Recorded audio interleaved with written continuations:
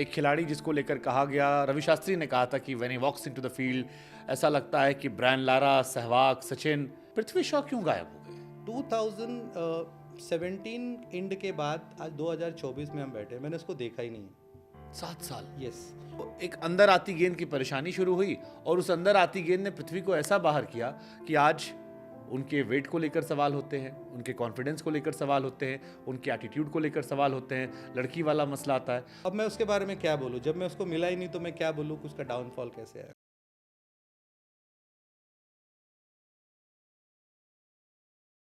आपके साथ एक और खिलाड़ी जुड़े थे, नाम है पृथ्वी शॉ। एक खिलाड़ी जिसको लेकर कहा गया, रवि शास्त्री ने कहा था कि when he walks into the field ऐसा लगता है कि ब्रायन लारा, सहवाग, सचिन।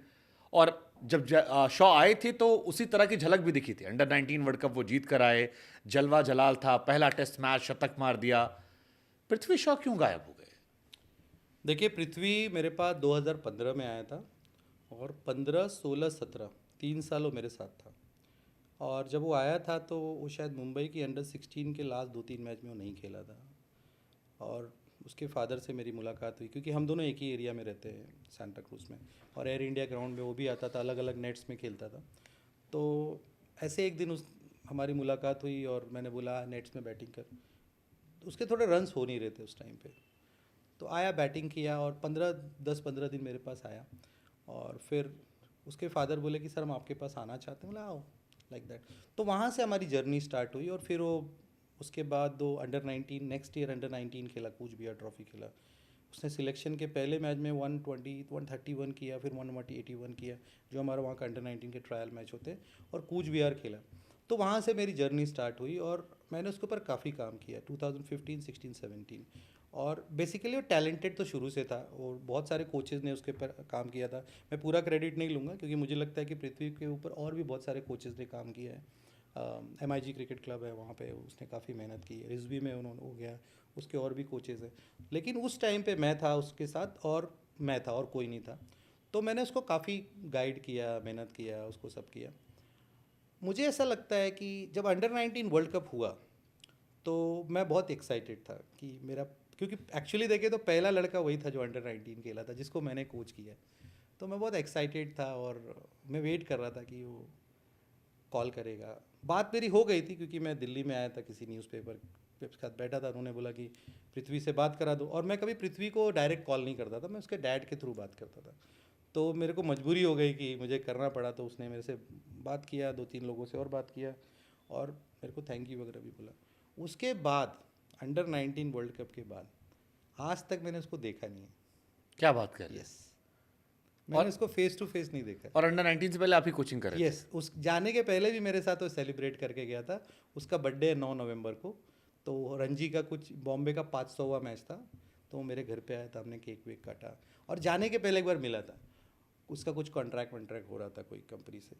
तो 2017 इंड के बाद आज 2024 में हम बैठे, मैंने उसको देखा ही नहीं है। 7 साल। यस। और मेरे बहुत सारे फ्रेंड्स हैं, जैसे वसीम है, इंडियन ऑयल में खेलता है, अभी राजेश पवार है, 2 बार उन्होंने बोला। तो आई डोंट थिंक उसका क्या इशू है, आई डोंट नो। तो अब मैं उसके बारे में क्या बोलूँ, जब मैं उसको मिला ही नहीं तो मैं क्या बोलूँ कि उसका डाउनफॉल कैसे आया। बट एक प्लेयर जिसके बारे में फिर भी कह रहा हूं कि जिसको लारा, सचिन, सहवाग, ये ग्रेटेस्ट प्लेयर है सर। खासतौर पर टेस्ट क्रिकेट में तो इनसे बड़ा कोई नाम ही नहीं है। लारा, सचिन आपने एक साथ जोड़ दिया। वो नाम जोड़कर आना, हर प्लेटफॉर्म पे परफॉर्म करके आना, बचपन से उससे खबरें हम सुनते थे कि पृथ्वी ने यहाँ रन बनाया, यहाँ बनाया, नेक्स्ट सचिन है, ये है, वो है। इंटरनेशनल क्रिकेट में डेब्यू 100 रहा। फिर वो एक अंदर आती गेंद की परेशानी शुरू हुई और उस अंदर आती गेंद ने पृथ्वी को ऐसा बाहर किया कि आज उनके वेट को लेकर सवाल होते हैं, उनके कॉन्फिडेंस को लेकर सवाल होते हैं, उनके एटीट्यूड को लेकर सवाल होते हैं, लड़की वाला मसला आता है। तो क्योंकि आप बहुत सारे बच्चों में डील करते हैं, जायसवाल ने ऐसा क्या किया जो पृथ्वी नहीं कर पाए? क्योंकि टैलेंटेड तो पृथ्वी शॉ भी उतने ही थे। जायसवाल की आज तीनों फॉर्मेट में जगह बनी है और पृथ्वी शॉ की तीनों फॉर्मेट में जगह पहले बनने के बाद वो बाहर हैं, जबकि उन्हीं के साथ ही चाहे अर्शदीप हों या शुभमन गिल हों या बाकी जितने प्लेयर हैं, इनफैक्ट रियान पराग जिसको इतने क्रिटिसाइज किया गया शुरुआत में, वो भी अब अपनी जगह बनाते दिख रहे हैं। मुझे लगता है, देखिए, चूँकि मैं बता रहा हूँ कि मैं उससे मिला ही नहीं हूँ, उसके फादर मुझे ऐसा मिले। कुछ ऑब्जर्वेशन तो होगा ना सर, एक थॉट मुझे ऐसा प्रोसेस। लगता है कि कहीं ना कहीं जो प्रोसेस होता है, हम जिसको वर्क एथिक्स बोलते हैं, ब्रायन लारा की कुछ स्टोरीज मुझे चमिंदा वास ने शेयर की थी कि वो कैसे थे। अपनी भी स्टोरी, चमिंदा वास मेरे अच्छे दोस्त हैं, तो हम लोग थोड़ा लेजेंड्स कैसे जीते हैं उसके बारे में मैं काफ़ी बात करता था, उनसे मैं जानकारी लेता था। That is how I learn talking with Chaminda Vaas, Dilip Vengsarkar sir. तो कहीं ना कहीं मुझे ऐसा लगता है कि अगर आप एक टैलेंट हो, what is talent? Talent is just a good शीड। एक अच्छा सा जो बीज बोलते हैं ना, या स्मॉल जो बोलते हैं ना पौधा, वही टैलेंट है। उसको पेड़ बनने के लिए ना, अगर हम पेड़, टैलेंट मतलब एक छोटा पौधा और एक एंड ऑफ द डे एक पेड़ होता है। हट्टा कट्टा पेड़ बने, हाँ तो मजबूत। उस वो जो जर्नी होती है ना, उसमें कंसिस्टेंसी बहुत चाहिए। और कंसिस्टेंसी क्या चाहिए? आपका लाइफस्टाइल, आपका वर्क एथिक्स, उसके बाद डिसिप्लिन।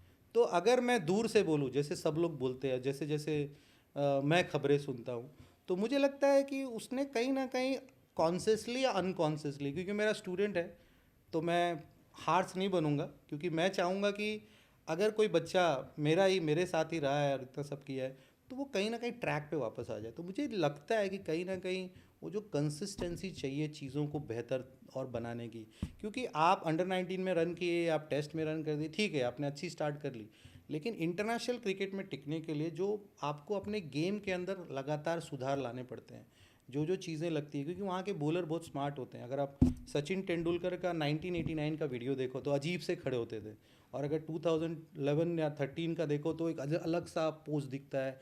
या तो सचिन तेंदुलकर ने अपने गेम को लगातार रिफाइन किया, ट्यून किया, उस पर काम किया, फिटनेस पे काम किया, मेंटल टफनेस पे काम किया होगा। मुझे लगता है प्लेयर तभी भटकता है जब वो अपने प्रोसेस से हटता है। अगर आपकी वर्क एथिक्स अच्छी है और आपका प्रोसेस सही है, आप डेली वो हैबिट्स को फॉलो करते हो, तो आप पीछे नहीं जाते हो। तो कहीं ना कहीं मुझे लगता है जो प्लेयर फेल होते हैं या नहीं कर पाते, उनके अंदर ये चैलेंजेस ज़रूर होते हैं। यशस्वी की बात है तो मुझे लगता है उसका वर्क एथिक्स सुपर्ब है। वो मेहनत बहुत करता है और उसको अपना काम पता है कि ये चीज़ मुझे कैसे करनी है। यही दोनों डिफरेंस है। ये बड़ा डिफरेंस है।